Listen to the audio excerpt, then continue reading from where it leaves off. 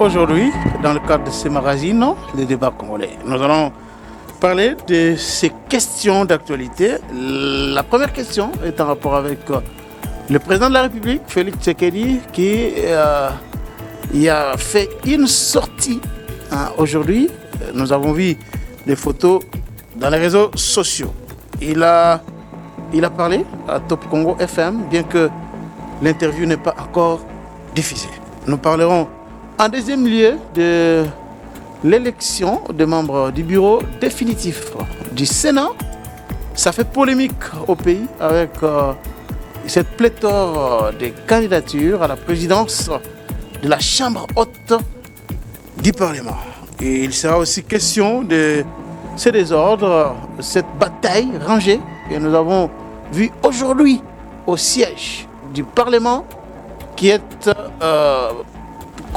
selon la Constitution, un site inviolable. Pour parler de ces sujets, nous avons le plaisir de recevoir dans cette émission un invité qui, de temps en temps, lorsqu'il a le temps, passe dans cette émission. Il s'appelle bien Joël Kadé Ndanga. Il est internationaliste. Il a étudié à l'université de Lubumbashi. Il est aujourd'hui juriste en herbe parce qu'il a défendu sa mémoire. Joël Kadé Ndanga était conseiller, plusieurs fois conseiller dans le cabinet ministériel. Aujourd'hui, hier il était avec Tony Maba. Aujourd'hui, il est encore conseiller avec quelque part la dame que je ne vais pas mentionner, pour laquelle je ne vais pas mentionner le nom ici. Joël Kadé Ndanga, bienvenue. Merci très cher confrère. De toutes les présentations là, j'aurais aimé rester journaliste. Ça me plaît, ça me va tout, ça me met à l'aise. Merci et je m'excuse d'avoir vraiment. Il n'y a pas de problème, vous avez beaucoup d'occupations, c'est pas un problème. Vous allez me pardonner également que les téléspectateurs également de votre émission puissent me pardonner. Alors, merci beaucoup. Directement, Tshisekedi, certains Congolais, Joël Kadé, veulent la mort de Tshisekedi. On a annoncé tambour battant par certains Congolais que Tshisekedi était grabataire, malade, il était agonisant, qu'il ne fallait pas espérer. Et j'ai vu beaucoup fêter, souhaiter que Tshisekedi meure, parce que c'est Tshisekedi qui bloque le développement du pays. Si les gens ne mangent pas bien aujourd'hui, c'est Tshisekedi. Si le pays ne marche pas, c'est Tshisekedi. Comment d'abord avez-vous réagi lorsque vous avez vu des gens souhaiter publiquement la mort du président Tshisekedi? Bon, le problème, ça m'a d'abord très choqué de découvrir le degré du cynisme du Congolais, hein, notamment ceux qui ont souhaité que le président de la République meure. Vous savez, il n'y a qu'en République démocratique du Congo où vous voyez un citoyen souhaiter la mort de son président, n'est pas aimer son pays, et quand il y a des mauvais événements, on est prêt à les prendre, à les mettre dans les réseaux sociaux. Chers confrères, vous êtes dans les réseaux sociaux. Avez-vous déjà vu les Camerounais souhaiter la mort de Paul Biya à 91 ans? Paul Biya a 91 ans. Paul Biya est au pouvoir plus de 40 ans. Est-ce que la situation, ça va au Cameroun? Non. La guerre, Paul Biya, il y a la guerre entre le sud Cameroun et le nord. Français et anglais. Et anglophone. Est-ce que vous avez déjà vu quelqu'un au Mali, pas plus tard qu'il y a 3 ou 4 jours, on a tué même les mercenaires, on les a tués. Est-ce que vous avez vu les Maliens prendre ces images-là exhibées dans les réseaux sociaux? Mais il n'y a que nous qui acceptons de mal vendre l'image de notre pays. Sassou Nguesso en face de nous ici. Sassou Nguesso ici à côté. Bongo est parti par la maladie et la maladie l'a davantage poussé. Ils sont nombreux. Hein? Ils sont nombreux. Mais il n'y a que chez nous. C'est comme si les autres pays-là n'accèdent pas dans les réseaux sociaux, n'accèdent pas. J'ai des amis partout au monde, mais vous ne verrez pas un peuple aussi qui n'aime pas son pays. Et de surcroît, son président de la République. Je le disais ici tantôt dans le couloir à l'un de vos collaborateurs. Je lui ai dit, les gens pensent que si Tshisekedi meurt maintenant là, lui va rester en vie. Vous savez, quand un chef de l'État meurt, surtout dans pareilles conditions, où nous avons la guerre, et où il y a Mombondo à droite, vous avez les soubresauts vers la Centrafrique, vous avez la mésentente entre politiciens. Dans ces contextes ici, Tshisekedi meurt. Il va mourir avec combien de gens? Quand Mouzé est mort, combien de Libanais ont été enterrés avec lui? Combien de Congolais ont été tués le même jour-là? Donc, il ne faudrait pas croire que si Tshisekedi meurt, vous allez rester en vie. Non, il faut faire très très attention. Donc c'est là où... mais moi j'ai béni Dieu. J'ai béni Dieu qu'il souhaite sa mort, parce qu'en souhaitant sa mort, Dieu lui rajoute encore beaucoup d'autres jours. Donc, mais est-ce qu'un président de la République ne peut pas tomber malade? Parce que c'est devenu quelque chose de scandaleux. On en a fait des émissions là-dessus. Hein? Non, c'est tout ce qui est curieux et scandaleux, chers confrères, que les gens puissent penser que Tshisekedi est un Dieu. Hein? Jésus a eu soif, Jésus a eu faim, il a demandé à boire. Pourquoi? Parce que Dieu met dans un corps humain. Si Jésus a eu soif, si Jésus a eu une douleur, il a versé de larmes, il a pleuré, à combien plus forte raison le fils de Tshisekedi de maman Marthe? Donc il peut aussi tomber malade. Autant que vous êtes, vous et moi. On tombe malade. Nous sommes malades d'ailleurs, c'est parce qu'on ne fait pas, on ne passe pas au check-in. Si tous ceux qui sont là avaient les possibilités, les moyens comme Tshisekedi pour se faire checker en Europe, est-ce qu'ils vont rentrer? Vous savez, je vais vous surprendre. Je suis arrivé en Europe. J'arrive, on me fait le check-up. Le médecin m'a demandé qu'on m'hospitalise, alors que j'étais en bonne santé. Donc, pouvez-vous réaliser? Il dit, non, est-ce que vous êtes debout? Moi, j'ai dit, je suis debout. Non, mais vous devriez être hospitalisé. C'est-à-dire, tous ceux qui ont voulu que le président de la République puisse mourir ou qu'il ne peut pas tomber malade, eux-mêmes là, il suffit aujourd'hui qu'on les amène même ici à HJ. On va découvrir des graves maladies qui peuvent même exiger à ce qu'ils soient internés et qu'ils changent de régime. Le comble que nous vivons, nous nous réveillons le matin, nous nous promenons, et puis nous rentrons à la maison, bon, la tête fait mal, automédication, et vous avez mal quelque part, automédication. Mais si vous avez les moyens comme Tshisekedi, vous avez les médecins qui vous suivent chaque jour.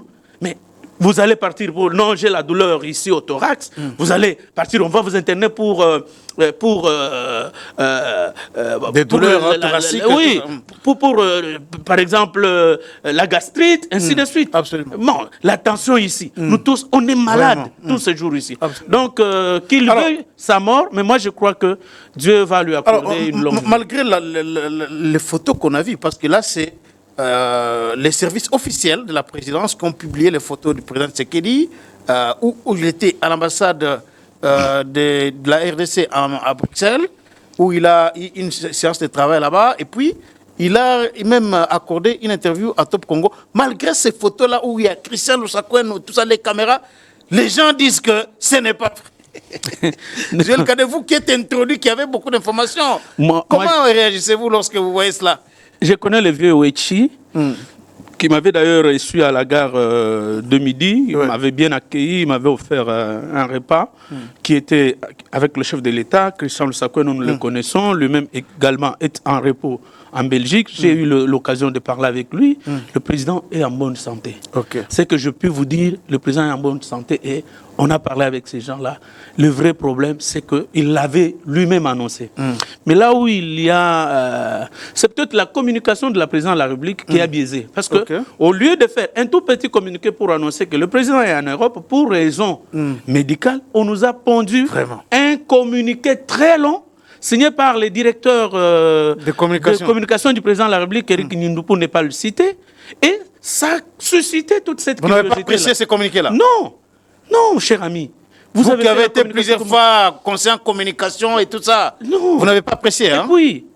Ils ont attendu que d'autres journalistes qui haïssent le président, qui insultent chaque jour, puissent en parler pour rebondir. Non. La communication, il faut apprendre à anticiper. Vous savez anticiper. La communication des crises, hein? Oui. Vous savez que le président sera pendant un petit moment loin des caméras. Oui. Parce que lui aime apparaître. Mais la moindre des choses, c'est avant même qu'il ne se rende, vous faites ces communiqués-là. Et il leur appartenait de communiquer, d'annoncer. Aujourd'hui, la communication du chef de l'État ou le porte-parole, ça reste pour la lecture des ordonnances présidentielles. Non, écoutez, on est où? On est où? On pouvait nous prêter les intentions qu'on enviait ces postes-là, mais je n'en ai plus l'intention. Mais donc, comment est-ce qu'un porte-parole du chef de l'État, tout son travail, c'est venir lire les ordonnances à la radio-télévision nationale congolaise? Comment les directeurs de la communication, nous avons été, vous et moi, dans plusieurs réunions avec lui, comment est-ce que vous ne pouvez pas anticiper? Comment est-ce que vous limitez la communication du président de la République à l'information? C'est-à-dire, on vous dit, le président est parti. L'aspect communication, ça ne leur dit rien. Nous nous sommes battus. On leur a dit, cher ami, qui m'appelle? Je vais citer son nom. C'est Chinois Belechi, de BBC. Il m'appelle, il dit, mon ami, je suis au camp Tchatch. Regarde comment Tshisekedi a arrangé, aménagé le mess des officiers. Alors, il dit, mais vous, qui êtes au pouvoir, parce que lui m'attribue une appartenance au pouvoir, mais vous ne communiquez pas. J'ai dit, bon, moi je vais prendre mon argent pour les matembele de mes enfants et je vais communiquer alors qu'il y a des gens qui sont payés pour ça. Donc, quand vous allez sur toute l'étendue du pays ici, quand vous partez... Il y a beaucoup de réalisations. Hein, de Sakania jusqu'à Mokambo, Mokambo jusqu'à Kasumbalesa. Donc, c'est asphalté, c'est du béton. La route Kasenga. Kananga. Chikapa, au niveau de Matamba, oui. En train de venir. Même ça avance vraiment. Même Kalambambouji avance à grande vitesse. Mais nous avons déjà. Il y a la route Chikapa à Kamako, hein, oui. Qui va relier de Chikapa jusqu'à la frontière. Il y a beaucoup de choses qui se font, mais qui ne sont même pas connues par le C'est notre ami Litiani qui nous a quand même montré les écoles construites à l'approche des élections. Et là, c'est la maman Denise qui a financé ça. Absolument. Mais on nous a montré les écoles qui ont été construites, les centres de santé qui ont été construits. Peut-être vous ne comprenez pas la valeur de ces choses, vous qui êtes nés en ville. Mais pour nous qui sommes au village, avoir une maison en matériaux durables, c'est un événement. Hein? C'est un événement. Donc, vous n'avez jamais vu l'étole. Donc, ces enfants-là voient ça. Et il y a un développement. Et puis, à la base, vous également qui êtes nés en ville, vous n'avez pas étudié au village, vous ne comprendrez pas que l'école, c'est la seule industrie dans ce pays qui se trouve dans tous les coins et recoins. Et c'est quand on paye l'enseignant... Et les enseignants sont des messieurs. Hein? Ce sont des messieurs. De vrais messieurs. C'est quand on paye l'enseignant que la vie... qu'il y a la vie. Il y a l'argent qui circule là-bas. Donc, malheureusement, on ne peut pas construire cette communication-là pour le président de la République. Voilà pourquoi, quand il n'y a pas de communication, cher ami, la rumeur prend la place. Mais absolument. Et quand la rumeur prend la place, avec les réseaux sociaux, et nous sommes partis. C'est de l'hystérie. C'est fini. Donc, je crois... Au départ, on condamnait... Merci beaucoup, Joël Cadet. Alors, parlons de... l'élection des membres du bureau définitif du Sénat, mais déjà, il y a une division claire, une décision au sein de l'Union sacrée. Samalou Kondé, qui dit qu'il avait reçu la promesse du président Tshisekedi pour occuper le poste du président du Sénat, et l'UDPS de son côté dit, pas question cette fois-ci, tous les postes des chefs de corps, notamment Sénat, Assemblée, ça ne peut pas aller aux alliés. Il faut aussi que l'UDPS puisse avoir ces postes-là. Est-ce que vous comprenez cette division aujourd'hui qui a élu domicile au vu aussi de tout le monde au sein de l'Union sacrée? C'est voulu? Est-ce que ça n'annonce pas finalement le déclin du régime Tshisekedi? Qui faudra-t-il condamner, chers confrères? Je crois que la responsabilité revient au président de la République. Ah bon? C'est lui le chef de la famille. C'est lui le chef de sa famille. Vous avez déjà vu, même du temps de Kabila, de tels spectacles, hein? Non, on n'en a pas vécu. On part. Le président de l'Assemblée nationale, c'est qui? C'est Kamere. En 2009, il y a eu ce qu'il y a eu. Le président de l'Assemblée, c'est qui? Kabila décide d'autorité. C'est Bochab. Donc vous adoriez la dictature là? Non, hein? Non. La dictature où les chefs s'imposent, tout ça, et puis tout le monde s'aligne. Mais il y a un problème de leadership, cher ami. C'est un problème de leadership ou leadership? Non, il n'y a pas un problème de... Ici, vous voyez, les textes ont été taillés presque sur mesure, et on vous dit que quand vous êtes de la majorité, vous venez avec une liste unique. Ça a été taillé sur mesure. que vous vouliez qu'on change les textes qui régissent l'Assemblée nationale et le Sénat aujourd'hui. Mais c'est déjà établi que la présidence du Sénat revient à la majorité au pouvoir, le vice-président revient au parti au pouvoir, le rapporteur adjoint à l'opposition. C'est déjà déterminé. Dans le règlement intérieur. C'est consacré dans le règlement intérieur. Alors, vous ne pouvez pas venir avec une 5e roue. Non. Non, mais lorsqu'il n'y a pas unité au sein du ticket de la majorité au pouvoir, en ce moment-là, ça se passe comment? Il faut que les chefs s'imposent ou bien il faut qu'ils laissent se jouer les jeux de la démocratie? Vous savez, aujourd'hui, cher ami, si l'UDPS peut le pouvoir, c'est du chef du président de la République. Ah bon? Nous sommes partis le 20 janvier. Le président a prêté serment. Combien de temps a-t-il pris pour que nous ayons le bureau définitif de l'Assemblée nationale? Il a fallu qu'on fasse pression sur Mbosso pour qu'il organise les élections, qu'il proclame le calendrier. Et dans tout ça, le président n'a rien fait, le président n'a rien dit. Et l'article 69 de la Constitution lui donne les pleins pouvoirs. Ce n'est pas de la dictature. C'est parce que les constituants avaient réfléchi qu'il y aura des divisions, qu'il y aura des dysfonctionnements, qu'il y aura un moment où les choses ne vont pas marcher. En tant que garant du bon fonctionnement des institutions, il lui revient à lui seul d'appeler les gens, asseyez-vous, je suis le chef de la famille au pouvoir, vous donnez les orientations. Mais est-ce que la manière dont ça s'était passé, les primaires avec Kamer, vous ne voyez pas que c'était quand même de la nouveauté et cela a fait... Mais pourquoi n'a-t-on pas procédé de la même manière? Si par exemple l'homme de l'UDPS a fait l'ancien gouverneur... Idrissa Mangala. Oui, Idrissa. Et Samalou Konde et Moukamba Tanzimba. Mais on pouvait procéder de la même manière qu'on l'a fait pour le bureau définitif à l'Assemblée nationale. Ça nous éviterait, de gagner. Donc ça nous éviterait de perdre du temps. Et de deux, on installerait le bureau d'âge. Mais faites très attention, cher ami. On ne peut pas... L'UDPS au pouvoir aujourd'hui. L'UDPS, c'est comme si vous tous là qui avez travaillé pour le changement dans ce pays, c'était pour qu'on reconduise les mêmes personnes.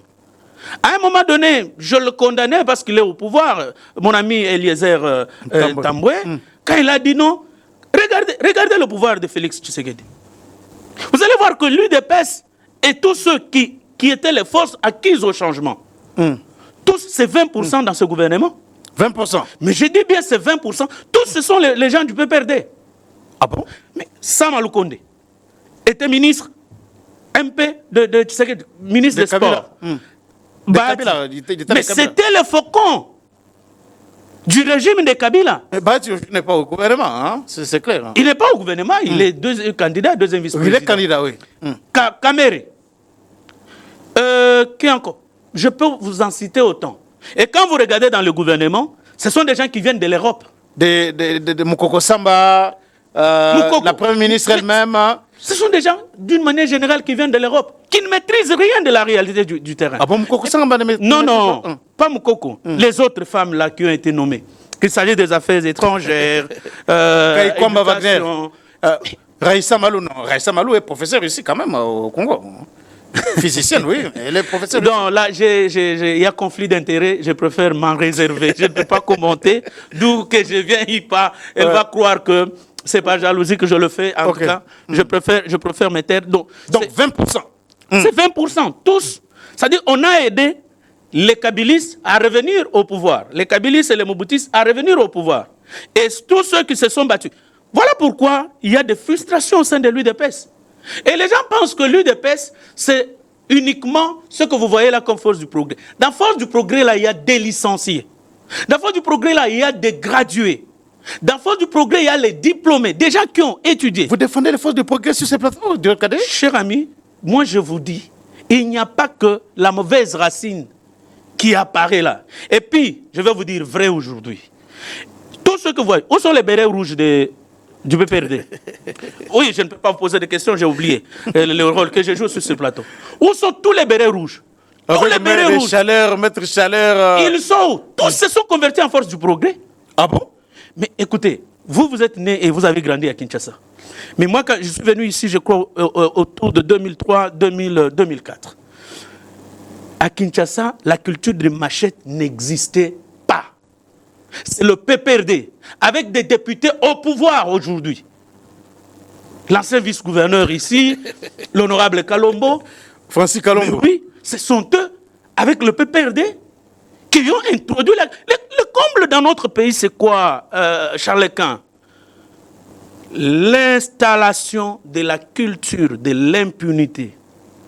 L'irresponsabilité qui nous caractérise, ça veut dire il y a un fait.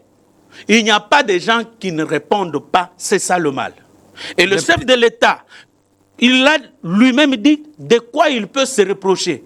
C'est le fait d'avoir gardé libre ceux qui devraient en principe être en prison pour répondre de leurs actes. Regardez l'exemple, la gifle que nous a donné la Guinée équatoriale. Tous ceux qui ont perpétré le massacre du 28 septembre 2009, ils ont été condamnés. Au moins prochainement, quelqu'un avant de provoquer un massacre, d'aller violer, il se posera la question 2, 3, 4 fois, quoique les phénomènes criminogènes soient dans le sang, il y a des criminels nés. Mais au moins... Alors, revenons un peu. Samalou Kondé dit qu'il avait déjà eu la parole du chef, du président Tshisekedi, pour qu'il puisse occuper le poste du président du Sénat. Et les grands Katanga, comme le grand Katanga n'est pas bien représenté au sein des institutions, il faut absolument que ces postes-là puissent revenir au Katangais. Est-ce que tous ceux qui pensent comme ça ont-ils raison ou pas? Il a combien de députés et des sénateurs? Ça, il faut se poser la question. Même si on peut reprocher aux élections la manière dont ils ont été organisés, mais il y a l'UDPS. Et puis, et Mosaïque qui ont 50 sénateurs. Oui. Et puis, il ne faut pas blaguer, cher ami, avec le poste du président du Sénat. C'est le dauphin constitutionnel du président de la République. Et vous allez prendre quelqu'un qui n'a pas la confiance du président de la République et vous allez lui donner. Est-ce que ça peut vraiment trahir Tshisekedi une fois à la tête du Sénat? Est-ce qu'il peut déjà envisager, voire 2028, une fois élu président du Sénat? Est-ce que vous savez combien ça a été voté chez lui? Et qu'est-ce que je dis? Tshisekedi, il a eu quel pourcentage? Au Katanga. Au Katanga. Au Katanga ou bien au Katanga? Non, au Katanga. Il a eu combien de... Au Katanga quand même, laissez-moi vous faire un peu plaisir. N'eût été quelques pourcentages collectés au Lualaba pour Tshisekedi et à Lubumbashi. Là où il y a eu les deux gouverneurs qui se sont battus. Kasumbalesa aussi. Kasumbalesa, oui. C'est là où Tshisekedi était vraiment voté. C'est là où Tshisekedi a été voté. À Kassenga là-bas, c'était vraiment rien. À Kassenga, il n'y avait rien. Chez Samalou Kondé là-bas. Et quand ils ont mené leur campagne, je vais vous donner le nom d'un ami et d'un frère à moi, qui est président de l'UNAFEC, Lualaba, Lumuna, pour ne pas le citer. Il dit, votez-moi, mais pour la présidence de la République, il donne le chiffre 3. Et c'est exactement la manière dont les Samas se sont comportés. Ah bon? Mais alors? Mais parce que... Ça m'en a pas voté Fachi à la en fonction... Papa, prenez les résultats. Vous avez accès aux résultats. Prenez les résultats. Allez examiner combien il a apporté à Tshisekedi. Il ne lui a pas posé de problème pendant le premier mandat. Ça se comprend. Mais aujourd'hui, cher ami, le pays est aux arrêts. Dites-moi un seul ministère où vous avez entendu, depuis le deuxième mandat de Félix Tshisekedi, citez-moi une grande action, une action de grande envergure qui a été posée.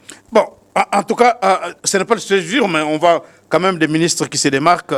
Je vais prendre l'exemple de Constant Moutamba. Le ministère de la Justice n'existait presque pas avec Rose Mutombo. Aujourd'hui, les gens s'étonnent de voir... Mais est-ce que c'est pourquoi toutes ces actions ici, la ministre là ne faisait pas? Mais ce n'est pas le sujet du jour. Alors, Joël Cadet, Sama vers le Sénat, et à l'UDPS, il y a Idrissa Mangala, ancien gouverneur du Maniema, et les gens disent que c'est un repris de justice.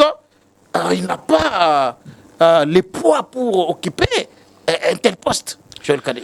Il y a un haut magistrat avec qui je venais d'échanger tantôt là. Il a même dit que c'est lui qui avait fait tuer le militant, le président de la jeunesse de l'ensemble, de Katumbi. Ouais. Et il aurait violé une fille. L'affaire est encore pendante au truc. Mais moi, j'ai comme l'impression qu'il y a une stratégie mise en place pour déstabiliser l'UDPS. Et en plaçant quelqu'un qui n'a pas une carrure pour faire face à Sama, j'ai comme l'impression que le jeu se joue au sein même de l'UDPS qui s'auto-flagelle, qui s'auto-fragilise. En tout cas, je suis totalement convaincu. Et même la guerre que vous voyez entre pro-Kabouya, contre Kabouya, je pense que malheureusement, au niveau de l'UDPS, ils ne comprennent pas l'enjeu. Ils ne comprennent pas l'enjeu. Moi, je crois que toutes les forces opposées à l'UDPS, qu'il s'agisse de celles qui sont maintenant au pouvoir, les alliés de l'UDPS et les forces qui sont dans l'opposition, ont fait une coalition, en tout cas pour faire tomber la machine UDPS. Ah bon? Oui. En tout cas, vous allez voir. Tout ce monde-là, c'est possible. Ils sont contents de voir les désordres qui règnent aujourd'hui au sein de l'UDPS. Cher ami, je vous dis, les paroles ne s'envolent plus. Les images vont rester, nous allons rester sur l'Internet. Vous allez voir qu'à l'approche des élections, même d'ici 2 ans, il y aura des fissures. Et même au sein de l'Union sacrée. Au sein de l'Union sacrée. Même d'ici une semaine, vous allez entendre qu'il y a des fissures. Et toutes ces fissures, particulièrement celles qui sont au niveau de l'UDPS, auraient-ils été sages? Ils allaient se réunir entre eux, loin des caméras, au lieu d'utiliser les médias, ils allaient s'asseoir avec Kabouya. Parce que ce n'est pas que quand Kabouya va partir, il y aura le consensus au sein de l'UDPS. Mais ils peuvent s'asseoir, trouver même une troisième voie, pourvu que le parti reste uni et que l'on ne donne pas l'occasion à ceux qui sont leurs ennemis de leur administrer un coup dans le dos. Mais moi, je vous dis que tous ceux que vous voyez aujourd'hui comme alliés, parce que les frustrations sont en tout cas grandes. Les frustrations sont grandes. Mais est-ce que avez-vous l'impression que les gens de l'UDPS eux-mêmes comprennent les enjeux? Le fait que leur parti aujourd'hui, on a vu un spectacle incroyable au Palais du Peuple. Jamais le Parlement, le siège du Parlement congolais n'a été violé, comme c'est le cas aujourd'hui avec la bataille rangée entre les pro-Kabouya et les contre-Kabouya. Comment avez-vous trouvé ce spectacle? Est-ce que les gens de l'UDPS eux-mêmes comprennent qu'ils sont en train de faire haïr même le président Tshisekedi au sein de l'opinion congolaise? Bon, sincèrement, cher ami, ayant fait les Sciences Po, je ne crois pas qu'il s'agisse d'eux. C'est le seul parti, je pense, c'est l'honorable John Kolela, qui l'a dit, l'élu en 2011 de l'ICASI, qui avait dit c'est un seul parti où tout le monde veut avoir un poste en politique. Donc on ne réfléchit pas comment créer les emplois pour que le trop-plein soit versé sur le marché de l'emploi, qu'il soit employé. Non, non. Tout le monde veut être conseiller, ministre, mandataire de l'État. Et pourtant, le ministre de l'Emploi aujourd'hui pouvait mettre en place les politiques de l'emploi. De telle sorte qu'on recrute les jeunes gens comme le fait le ministre Liao, comme il l'a fait la dernière fois où on a recruté les jeunes gens. Vous avez les 2500 magistrats qui attendent leur nomination jusqu'à aujourd'hui. Si vous prenez les 2500, les médecins, on les mécanise. Les enseignants, on mécanise de nouveaux enseignants. Et on organise la retraite d'une bonne manière. Comme ça peut se faire, on donne les moyens à la SENSAP. Elle organise la retraite. On recrute de nouvelles unités qui pourront remplacer au lieu de toujours chercher à aller faire la politique. C'est ainsi que vous voyez que tout le monde s'est rue vers la politique. Et c'est ça le vrai problème. Je pense que je pouvais dire qu'il appartient aux leaders, aux acteurs de quoi, mais moi je crois que le problème, je pense que le président de la République doit exercer pleinement ses pouvoirs que lui confère la Constitution à son article 69. Est-ce qu'au regard de ce que l'on voit aujourd'hui, ces spectacles, j'ai vu derrière Sama Lukonde beaucoup d'autres acteurs politiques, même s'ils sont au courant que l'UDPS a un candidat, mais ils se sont alignés derrière Sama Lukonde, ils l'ont accompagné hier lorsqu'il était allé déposer sa candidature. Est-ce que Joël Cadet, parce que vous avez dit que vous avez fait aussi les sciences politiques, en faisant votre lecture des politologues, pouvons-nous conclure que la bataille de 2028 est déjà ouverte à partir de maintenant? La bataille a commencé dès le premier jour de l'investiture du président de la République. Lisez les attitudes de tous les alliés de Félix Tshisekedi. Pourquoi y a-t-il eu bagarre pour l'occupation du bureau définitif de l'Assemblée nationale? Et vous sentez que chacun veut se positionner dans une situation pour que en 2029, qu'il puisse déjà remplacer Tshisekedi. Et vous sentez que chacun se prépare. Et il n'y a qu'à l'UDPS où on ne prépare pas un dauphin. Et ce que l'on a là, même les autres qui ont adhéré à l'UDPS plus tard ici, ou ceux qui sont au pouvoir là. Vous avez déjà vu, ces gens-là se sont battus. Aujourd'hui, par exemple, si il y a des personnes où vous ne pouvez pas douter qu'ils sont de l'UDPS.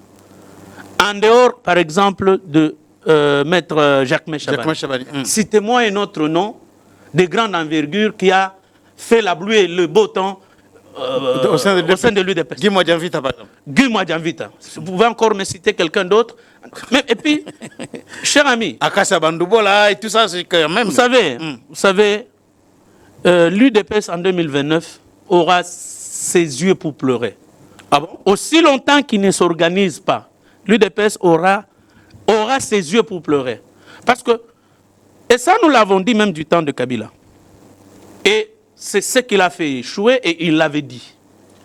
Tshisekedi devait, en entrant au pouvoir, pendant 5 ans quand même, il a eu le temps de jauger l'environnement politique congolais. Il a eu le temps de suivre ce qui passe à la télévision. Il a eu le temps de côtoyer, de travailler avec certains collaborateurs.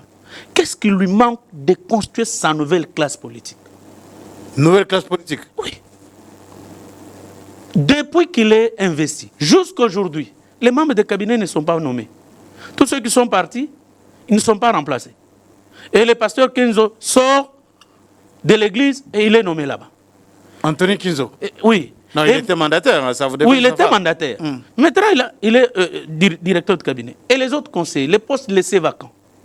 Donc vous sentez que lui-même s'empêche de faire fonctionner son pouvoir alors que le second mandat ici, il sera le seul rédévable.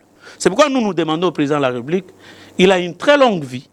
C'est le moment de se constituer une nouvelle classe. Regardez, je vais vous donner un exemple. Qui sont restés fidèles et loyaux à Joseph Kabila jusqu'à aujourd'hui? Les Tshisola qui ont rejoint, les Nanga. Donc, tous les jeunes, Nanga, Tshisola, Henri Magie, les autres là, c'est qui? Ce sont eux qui sont restés loyaux, fidèles à Joseph Kabila. Pourquoi? Parce que c'était une classe que lui s'est fait constituer, malheureusement, en dernière minute. Mais voilà qu'ils l'ont accompagné. Même pour aller aux élections, le mot d'ordre a été donné. N'allez pas aux élections, ils ne sont pas partis aux élections. Mais regarde les anciens moboutistes. Regardez les anciens moboutistes. Tous ont rejoint Tshisekedi. Et tous continuent à régner, à protéger leurs richesses qu'ils ont amassées durant Kabila, et ils l'ont abandonné. Et ces mêmes personnes ici, chers amis, ils vont abandonner Félix-Antoine Tshisekedi Tshilombo.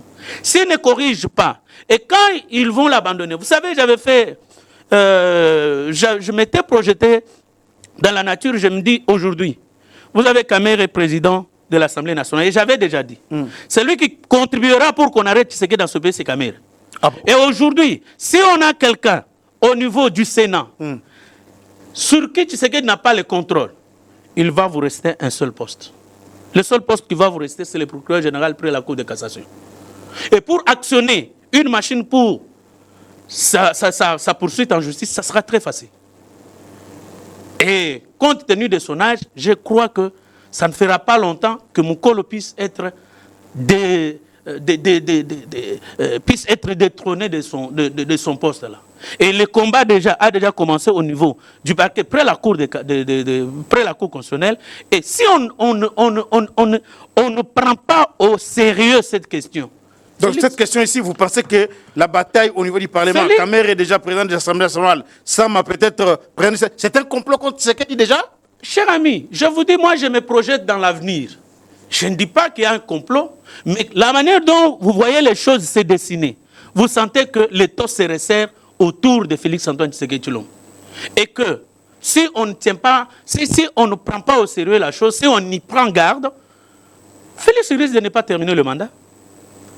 Mais moi, je le vois laisser les choses aller. C'est comme si ça lui plaît ainsi.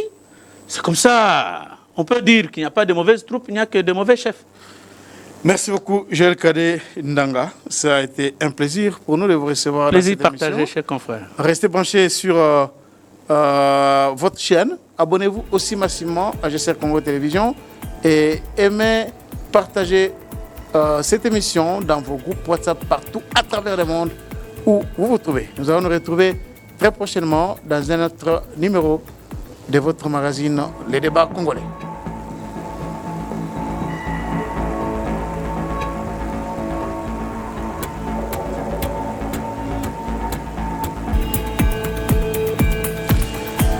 Merci beaucoup.